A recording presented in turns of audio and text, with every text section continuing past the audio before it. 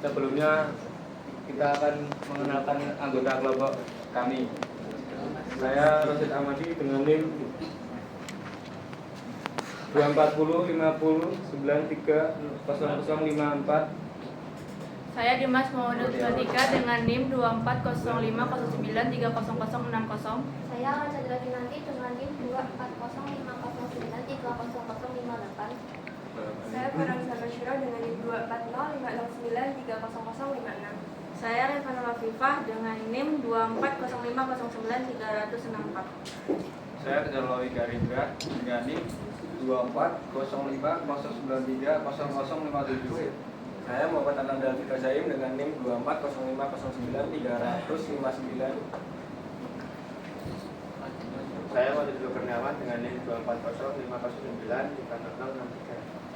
Saya Indra Swadila dengan NIM 24050930053. Saya Batra Hansaya dengan NIM 24050093055.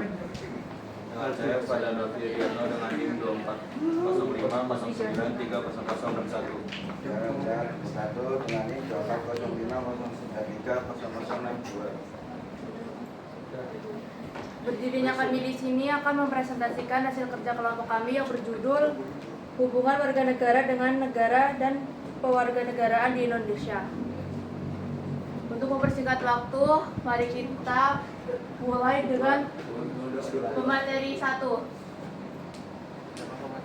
Materi 1 akan disampaikan oleh Materi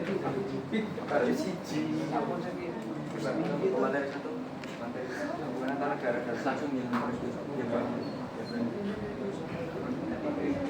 dari si Cindra. Baik, saya sebagai pemateri 1 ingin menyampaikan sedikit tentang hubungan antar warga negara dan negara, mencakup hak dan kewajiban yang dimiliki oleh individu dalam rangka konstitusi dan hukum yang berlaku. Ada beberapa aspek yang akan dibahas. 1. Konsep dasar hukum warga negara dan negara. 2. Konsep kewarganegaraan di Indonesia. 3. Hak wajib, hak dan kewajiban warga negara. 4. Peran warga negara dalam sistem demokrasi. Dan yang kelima, isu dan tantangan dalam kewarganegaraan. Yang kedua,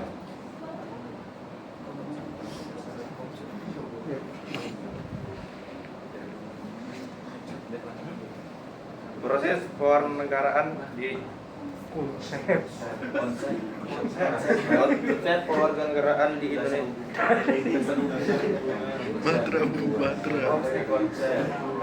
Konsep dasar hubungan warga negara dan negara. Memahami hak dasar dan kewajiban warga negara menurut konstitusi dan peraturan perundang-undangan. Mencakup hak sipil, politik, ekonomi, dan sosial, serta tanggung jawab yang diemban oleh warga negara kehidupan bermasyarakat.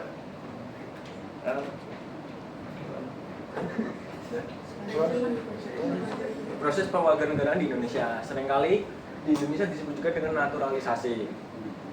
Naturalisasi sendiri harus memenuhi beberapa syarat. Yang pertama, harus berusia 18 tahun atau lebih. Yang kedua, sudah menetap di Indonesia selama 5 tahun. Yang ketiga, sehat jasmani dan rohani. Yang keempat, dapat berbahasa Indonesia dan mengakui Undang-Undang Dasar 1945. Yang kelima, tidak dijatuhi pidana dan lain-lain.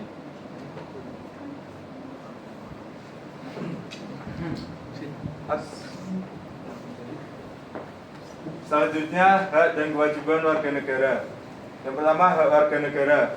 Kita sebagai warga negara Indonesia, hak asasi manusianya itu sudah dijamin dan dilindungi oleh negara melalui Undang-Undang 1945. Ya, ini meliputi yang pertama, hak atas pekerjaan dan penghidupan yang layak. Yang kedua, berhak untuk hidup dan mempertahankan kehidupan. Yang ketiga, setiap orang berhak atas status kewarganegaraan. Yang keempat, ada juga hak untuk mendapatkan sekolah yang layak. Selanjutnya ada kewajiban warga negara. sebagai warga negara kita memiliki kewajiban untuk dilaksanakan sebagai bentuk tanggung jawab kita terhadap negara dan pemerintahan. Tanggung jawab kita antara lain yang pertama yaitu wajib menaati hukum dan pemerintahan. Yang kedua, wajib ikut serta dalam upaya pembelaan negara. Yang ketiga, wajib menghormati hak asasi manusia orang lain.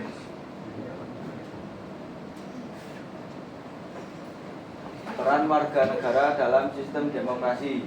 Secara individu kita harus aktif dalam sistem demokrasi, seperti berpartisipasi dalam proses politik dan pengambilan keputusan.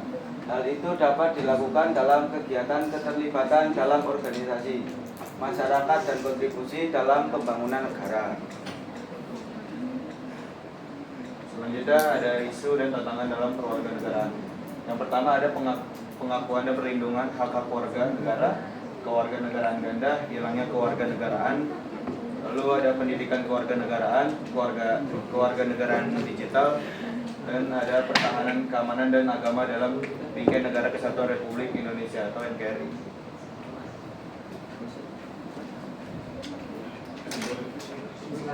Kesimpulan, hubungan warga negara dengan negara dalam perspektif hukum adalah individu yang mempunyai ikatan hukum dengan suatu negara.